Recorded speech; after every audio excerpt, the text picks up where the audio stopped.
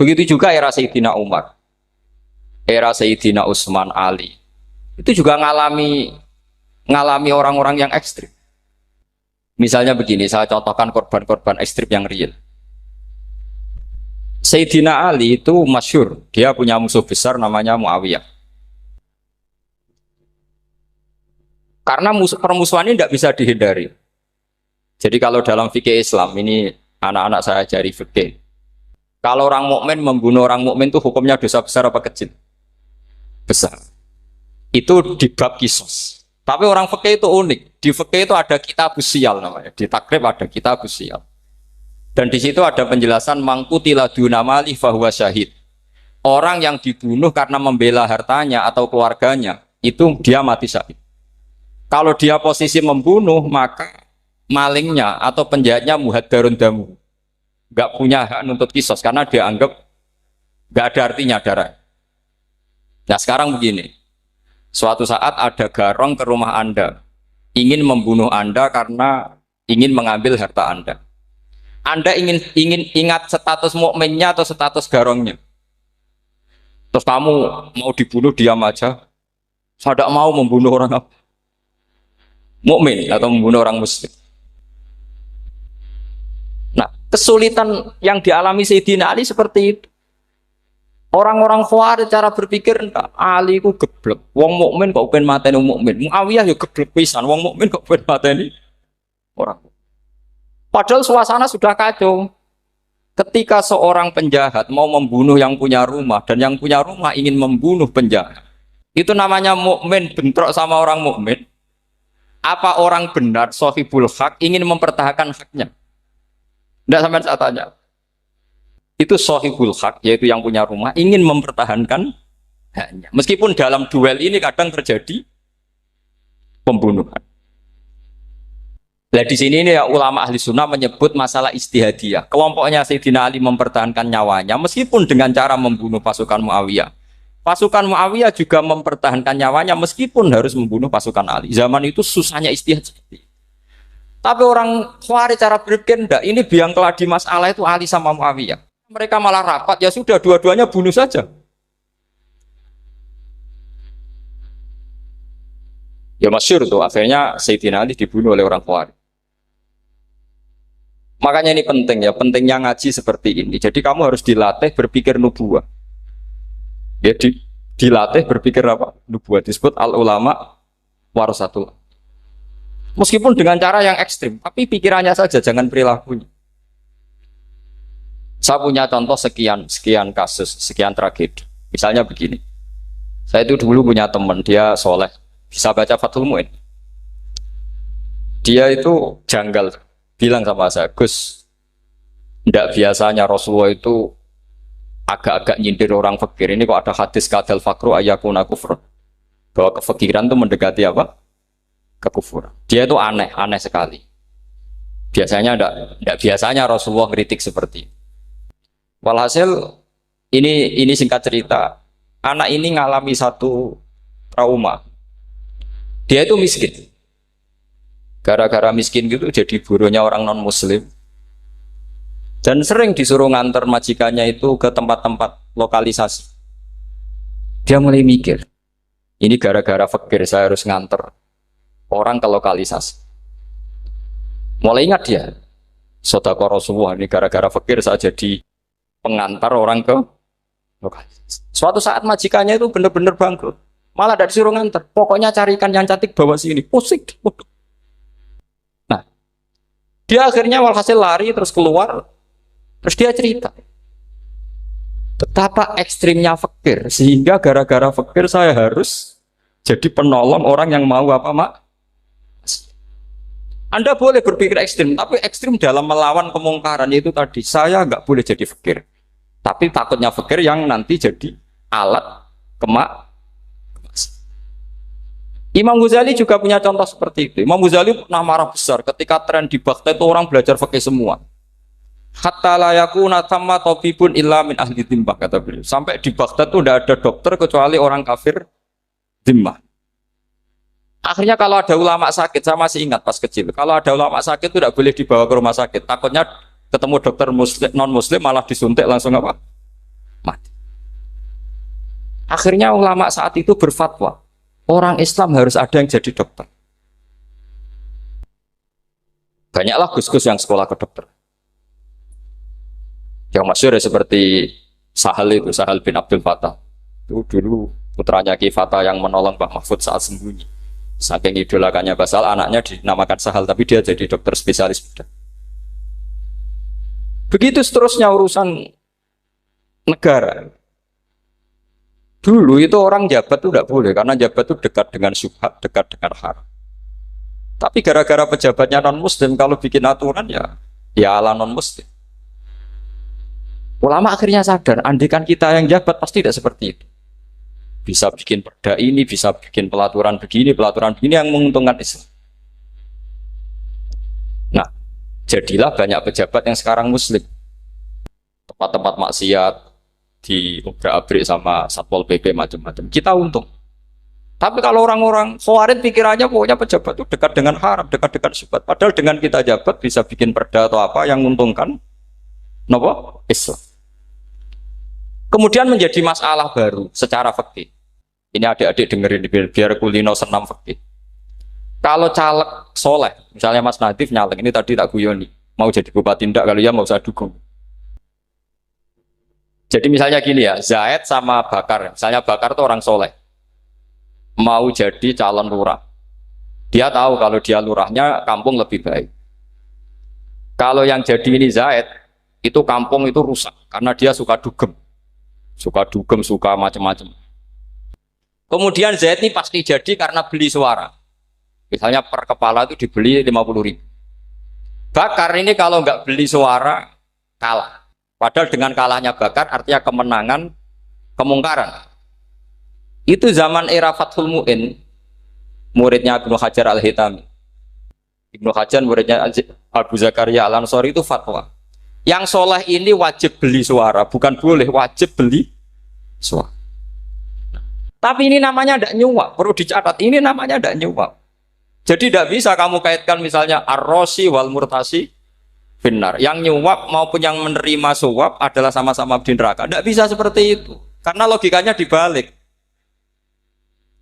Sekarang Bakar ini beli suara itu untuk membeli kebenaran. Untuk mengawal kebenaran. Zaid beli suara untuk menopang kebatilan. Berarti namanya Bakar ini penyuap atau pembeli kebenaran? Pembeli kebenaran. Harus dibedakan. Nah, ini pentingnya ulama. Memang nyatanya seperti itu. Yang dikatakan nyuap, riswah itu adalah membayar uang li'ibtolil haqqi untuk membatalkan kebenaran atau membenarkan kebatilan. Itu namanya nyuap. Tapi kalau mengeluarkan uang untuk menghakkan barang hak dan membatalkan barang batil, itu namanya uang berjuang.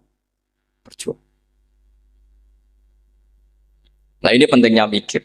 Jadi ulama itu mulai dulu sudah kreatif. Nah sekarang sudah banyak orang-orang khusyuk yang biasa di masjid khusyuk. Kalau ditanya zaman akhir rusak kabeh, wong soleh-soleh wis nyuap. Kalau orang soleh ini tidak nyuap ya tidak jadi. Kalau nggak jadi mereka nggak ada yang jadi DPR, nggak ada partai Islam, habis malah Indonesia. Saya itu punya kenalan banyak pakar-pakar di Jakarta, itu cerita saya Pak Bahar. Indonesia itu solusinya gampang. Kita ini punya Bali, punya Batam. Itu kalau Bali dimakaukan, Batam dikayakan Hollywood. Amerika kaya itu bukan karena hebat. Pornografi dijual, tinju di Nevada itu dijual, di Las Vegas dijual, apa saja dijual. Kalau tidak kaya itu gimana? Sementara Indonesia mau aur-auran gitu sukan partai Islam. Sebenarnya Indonesia gampang, kalau ingin kaya Bali itu dikayakan Hollywood atau dikayakan Makau, jadi kota judi. Batam dijadikan kayak Las Vegas. Itu transaksinya pasti triliunan. Orang kamane wong muda dijual, judi dijual, orang tinju dijual. Tapi gara-gara ada partai Islam, nyari rumus solusi ekonomi itu yang tidak seperti itu. Akhirnya kangelan. Akhirnya rapat isu. Tapi barokah tetap barokah partai apa? Yang menangnya caleg-calegnya rata-rata ya beli. Kalau tidak beli habis. Saya bukan menghalalkan nyuap, enggak. Kalau nyuap tetap haram ila yaumil qiyamah. Tapi kalau suratul masalah seperti ini kamu mengatakan suap itu beda. Ini suratul masalah yang tidak ada kaitannya dengan Asal lawannya batil, kecuali lawannya sama-sama hak. Dua calon di kampung itu soleh sama soleh. Ini yang soleh bayar nggak boleh karena siapapun yang jadi soleh itu nggak boleh. Makanya kalau cari musuh yang dolim biar halal ya. Sekarang ya seperti itu.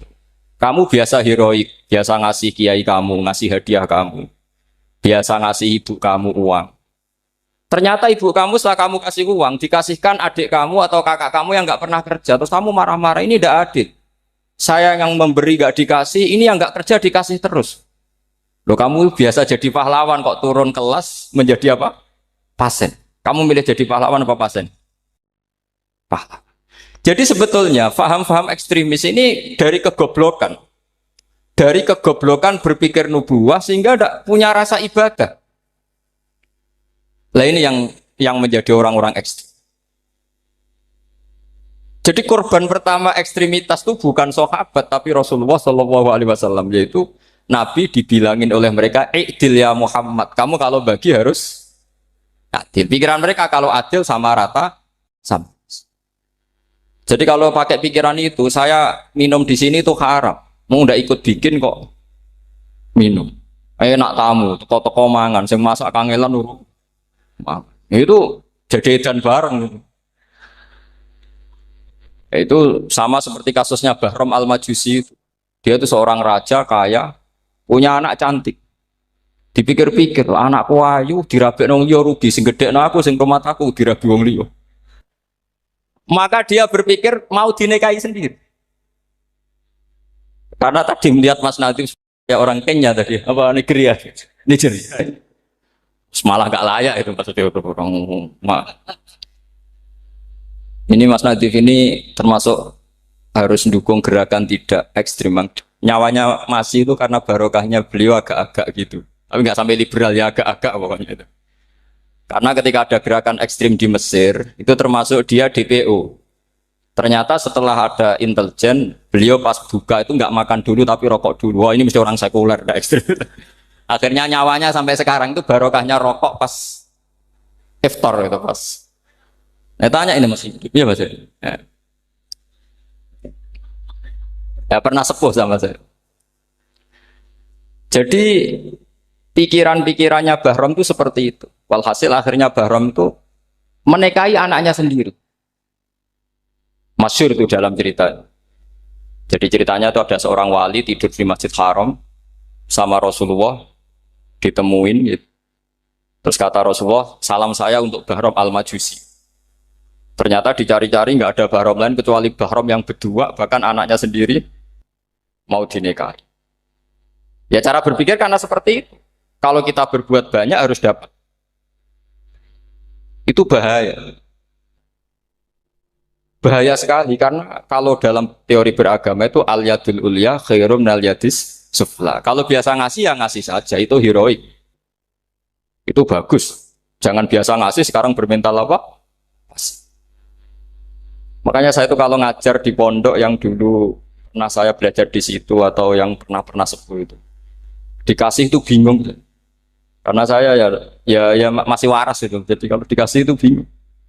Tapi banyak juga guru-guru yang dulu ngaji lama setelah ngajar di pondok alma maternya nuntut. Itu saya tidak tahu itu. Itu sudah ada agak-agak kayak itu tadi. Walhasil si Bahram tadi itu, ini cerita harus saya teruskan karena nggak boleh diputus. Dapat salam dari Rasulullah. Ternyata di balik nakalnya dia itu pas mau bulan pertama, malam pertama itu ada seorang janda sepuh ke situ. Ganggu dia tentu ya. Ketika dikejar pulang lagi sampai 3 kali.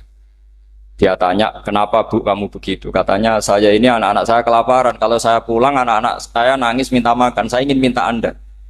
Tapi setelah saya ingat Anda ini majusi, saya mukmin, saya mukminah, saya pulang. Ya sudah bu, kamu di rumah saja. Nanti saya kirimi makan. Dikirimi sendiri, padahal dia seorang raja orang kaya. Barokahnya itu dia dikasih tobat sama Allah. Dan paginya ketemu tamu yang mengirimkan salam dari Rasulullah SAW. Akhirnya Bahram ini menjadi muslim. Tapi intinya berpikir seperti tadi itu salah, bahwa kalau saya jasa banyak harus mendapat apa? Ini cara berpikir orang-orang Khawarij.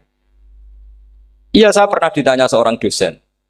Gus, saya ini kalau baca sejarah perang Badar atau perang Uhud, yang saya tidak nerima itu satu.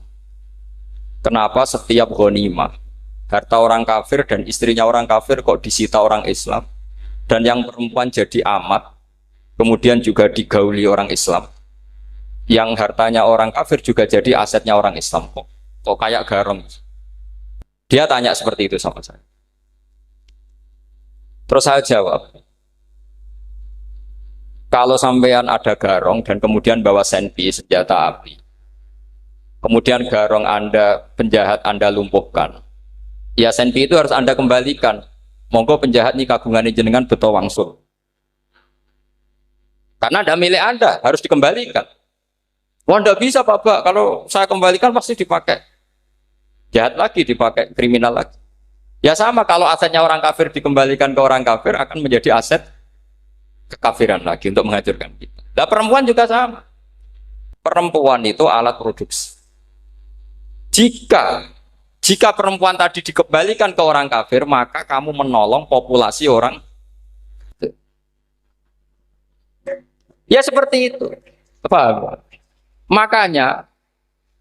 Makanya disita dalam perang loh ya, tapi dalam perang yang legal.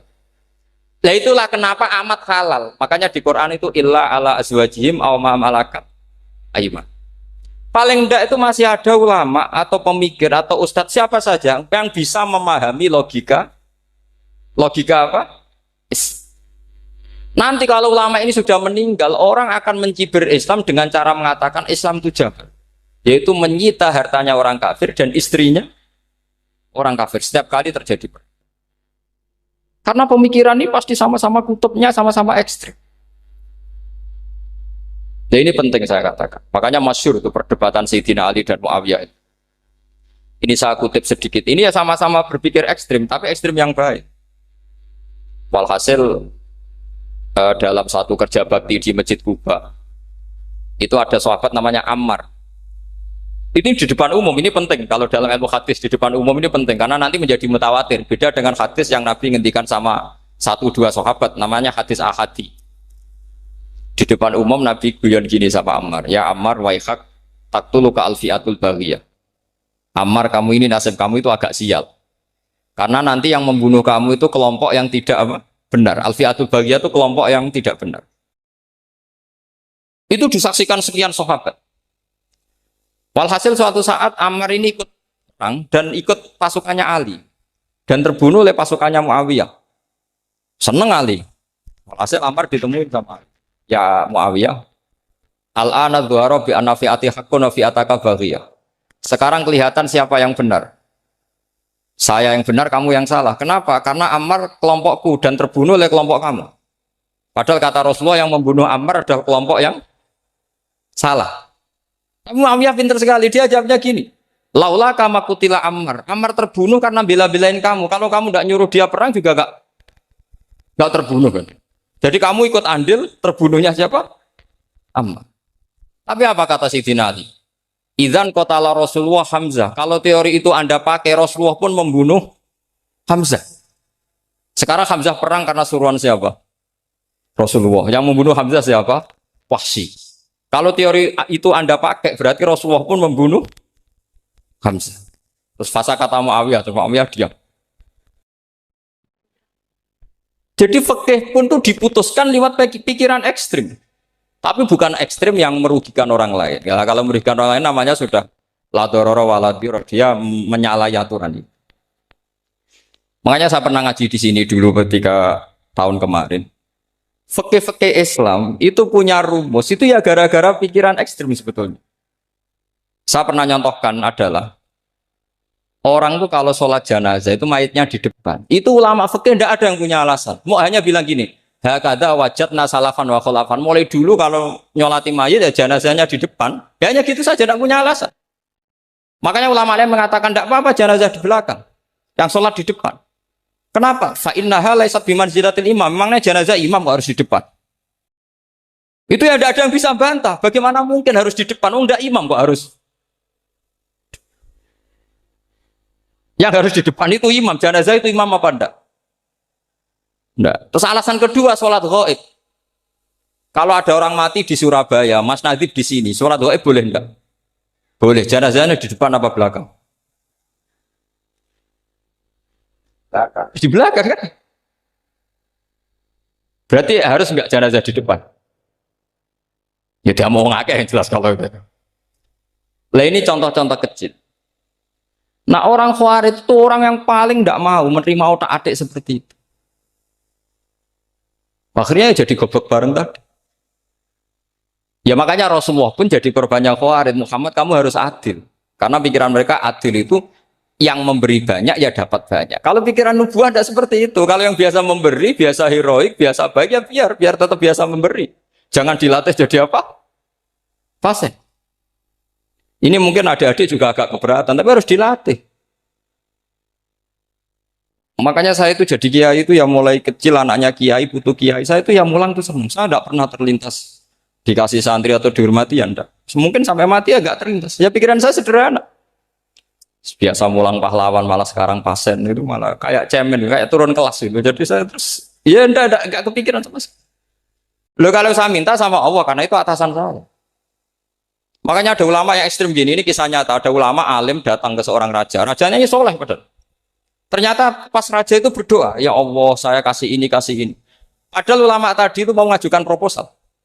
Mau minta apa gitu. Terus dia pulang ketika ditanya, Pak Kiai kenapa pulang? Ternyata raja itu minta zat yang sama yang saya mintai. Kalau raja saja masih minta, ngapain saya minta raja? Saya akan minta zat yang dimintai raja. Terus pulang dia. Oh, itu ya pikiran ekstrim, tapi bagus ekstrimnya. Saya akan minta zat yang dimintai. Kalau sampean kan uteke saya les, sholat dinteni, tetap jalo. Oh, orang mikir seperti itu. Mang salah didik, salah itu tadi. Nah, ini harus dilatih. Masyhur itu ketika Nabi pas Fathu Makkah itu. Orang-orang Ansor ngomentari Nabi gini, ketika Nabi sangat happy di Mekah, sangat enjoy di Mekah, kata orang-orang Ansor, Amar rojul fa'adroka durok fatun fi ahli wa ulfatun fi asyiroti. Namanya orang pasti happy kalau di kampung halaman. Jangan-jangan Rasulullah itu nanti hidup di Mekah lagi, karena Mekah sudah dikuasai orang Islam. Beliau pasti kangen sama keluarga, sama Mekah. Tapi ya sama, ketika Rasulullah mulai mengasih-ngasih itu, orang-orang Quraisy dikasih banyak, orang Ansor juga pikirannya seperti itu. Baru orang Ansor dilatih pikiran nubuwah, yaitu tadi. Mereka itu dapat kambing, dapat sapi, terus pulang. Kamu mendapat saya, milih mana? Milih Rasulullah Shallallahu Alaihi Wasallam. Sekarang kamu saya balik. Kamu punya kiai, kamu bisa memberi hadiah, memberi beliau. Suatu saat kiai Anda ini kaya raya, terus sering ngasih orang-orang yang nggak pernah berjasa. Kamu nggak pernah dikasih. Itu kalau pakai pikiran Khawarij, kiai ini salah karena ngasih orang yang tidak berjasa. Tapi kalau kamu pakai pikiran nubuah, enggak. Alhamdulillah saya tetap istiqomah memberi kiai itu. Dan alhamdulillah enggak dibales. Semoga balasannya di akhir. Ya sudah seperti itu. Kalau pakai pikiran gengsi tadi seperti itu. Masa biasa memberi sekarang posisi diberi, saya rak turun kelas. Jadi sebetulnya pikiran ekstrim itu boleh, tapi untuk yang seperti ini bukan ekstrim yang tadi. Makanya ini disebut al-hujjat. Al-hujjat itu satu logika yang bisa mematahkan asumsi awal. Nah, ini saya harap santri-santri matolek, putra maupun putri berpikir seperti ini. Sehingga sama. Jadi misalnya sekarang dibalik. Kalau ada orang NTT yang masih non-muslim, itu orang kafir yang harus dibunuh atau orang kafir yang harus didakwai. Mesti pikirannya itu, kalau Nabi itu ya semua yang didakwai Nabi dulu orang kafir. Nah, ketika Nabi di Mekah itu pertama ketemu orang kafir itu dibunuh atau didakwai? Didakwai. Ya berarti pilihan sekarang ya didakwai bukan dibunuh. Nah soal perang itu perang itu beda dengan membunuh. Ada janjinya, ada macam-macamnya, terus nggak ada solusi itu baru ada apa? Jadi kalau sudah dibalik-balik gitu, makanya kata ulama-ulama, Khawarij itu pasti salah. Pasti salahnya adalah kalau orang tidak benar ya dibenarkan, bukan dibunuh. Kalau setiap orang kafir dibunuh, Nabi kapan jadi nabinya? Karena orang kafir habis. Jadi metode bil hikmati ya ada, al-mau'izatul hasanah ada, karena orang kafirnya sudah apa? Mati. Terus, pertanyaan kedua, kalau Nabi harus ekstrim ngapain yang ngawal Jibril? Halnya Israel lebih efektif.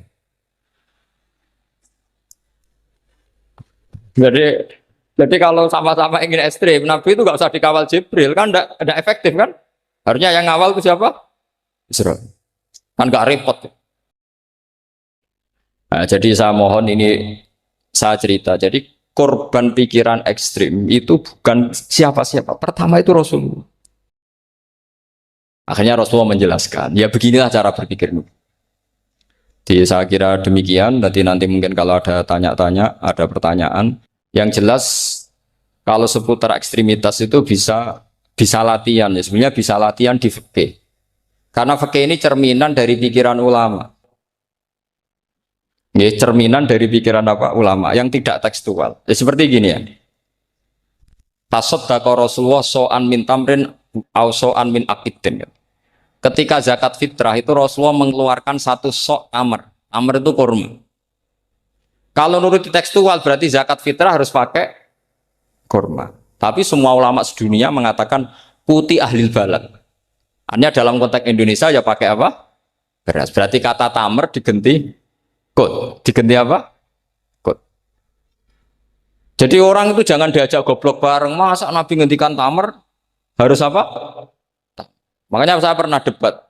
Pak Nabi itu cingkrang. Kenapa orang-orang itu rata-rata tidak cingkrang? Saya bilang, Nabi itu hidupnya di Mekah. Kenapa Anda hidup di Indonesia? Iya, Nabi itu hidupnya di Mekah. Terus saya tanya lagi, Nabi itu hafal Quran, kamu udah hafal? Saya hafal Quran. Kalau cingkrang gampang, karek ngetok kata saya. Ya, kalau ada sunnah Rasul, Nabi hafal Quran, enggak hafal kan? Berarti kalau ikut sunnah Rasul, hafal Quran. Jangan cingkrak tok, ya hafal apa? Ya sama poligami juga gitu yang tadi diceritakan Mas Natif itu. Nabi itu poligami setelah Khadijah meninggal. Apa mereka mau nunggu istri pertama meninggal? Kalau ingin persis loh, kalau ingin persis nunggu istri pertama meninggal. Ah iya. Enggak mau juga kan? Ya biasa saja lah. Pokoknya yang dihalalkan syariat ya kita bilang halal, yang diharamkan kita bilang apa? Enggak usah sok suci isi sunnah Rasul. Saya punya banyak cerita. Abu Bakar itu dulu sering menghindari sunnah Rasul. Dulu Rasulullah itu kalau ada orang minta ya dikasih. Ketika Abu Bakar bikin Baitul Mal. Ketika ditanya ini zaman Rasulullah tidak ada. Kata Abu Bakar, huwa Rasulullah. Beliau itu Rasulullah. Mbak gak di-manage ya negara tertib.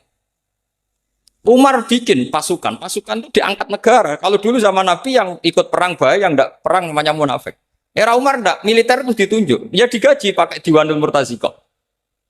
Ketika ditanya, kenapa ada kayak Rasulullah? Huwa Rasulullah, mbak tidak tertib pun tetap negara stabil. Karena ada karismanya.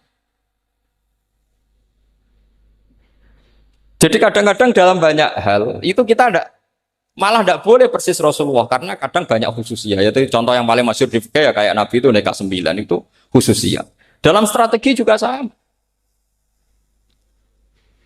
Dalam strategi memanage negara juga sama. Banyak sahabat yang punya ide yang zaman Nabi itu tidak ada. Ketika ditanya, kenapa tidak persis Nabi? Katanya, huwa Rasulullah. Ya Rasulullah itu meskipun seperti itu, meskipun tidak tertib secara rasional, tetap dikawal wahyu. Makanya negara baik-baik saja. Kalau saya ini hanya Abu Bakar, kalau tidak ya repot. Umar ya sama, bikin Diwanul Murtaziqah. Utsman juga sama, di-manage negara. Sayyidina Ali juga di-manage. Kalau Nabi tidak. Tapi tidak apa-apa, karena ada karisma. Sama tak cerita nih, masalah zakat yang masyhur. Orang paling bakhil sekalipun, paling kikir sekalipun, itu zaman Rasulullah bayar zakat. Karena pikirannya setelah zakat dikasihkan, Rasulullah mendoakan. Khudh min amwalihim shadaqatan tutahhiruhum wa tuzakkihim biha wa sholli alaihim. Inna sholataka sakanun lahum. Era Abu Bakar enggak. Sorry ya Abu Bakrin, dulu kita zakat sama Rasulullah karena didoakan beliau. Kamu hanya Abu Bakar, saya tidak mau zakat. Ya sama lah seperti orang dipimpin ulama-ulama karismatik. Orang dipimpin Badullah itu tidak usah metai, santri sudah nurut. Dipimpin Usman Nazif, gak bikin pelaturan, habis pondok. Kalau tidak ngancam, gak gini, ditakzir, gak gini, habis. Zaman Badola dehem tok santri wedi. Mas Nadif dehem tok enggak. Nah, makanya Rasulullah itu tidak banyak bikin pelaturan. Rasulullah itu kalau mau perang itu hanya bilang sahabat, saya besok ditantang Abu Sufyan di sini. Saya mau perang. Oh itu sahabat ikut semua. Orang melihat wajahnya, melihat karismanya sudah tertarik ingin menyelamatkan beliau. Kita tidak akan ridho Rasulullah keluar sendiri. Kalau Abu Bakar ya enggak. Pertama Abu Bakar pidato sudah sopan. Saya memimpin kamu. Ini ketulitu walas tubuh khairikum. Saya ini memimpin kamu, tapi bukan berarti saya yang terbaik. Jika saya benar maka dukunglah. Kalau salah ingatkan. Itu pertama orang-orang bilang apa? Fawwala uqiman nakabisef. Nanti kalau Anda salah tak ingatkan pakai pedang. Ya karena hanya Abu Bakar bukan Rasul. Jika diaturlah, ini ada militer, ada pengawal, ada Baitul Mal. Era Umar lebih modern lagi, ada Diwanul Murtazikoh, ada macam-macam. Ya Rasulullah nggak ada. Nah sekarang orang sidik-sidik muni sunnah Rasul. Padahal ada sunnah Rasul yang khasnya Rasulullah sebagai nubuwah. Ya khasnya Rasulullah sebagai apa? Coba Nabi itu istrinya 9. Semuanya cerita tentang tahajudnya Nabi, witirnya Nabi. Apa kira-kira Mas Nadif kalau punya istri 4 ceritanya tentang tahajudnya Mas Nadif? Kan enggak. Nah, jadi saya mohon, sebetulnya pikiran-pikiran ekstrim itu karena enggak mau belajar.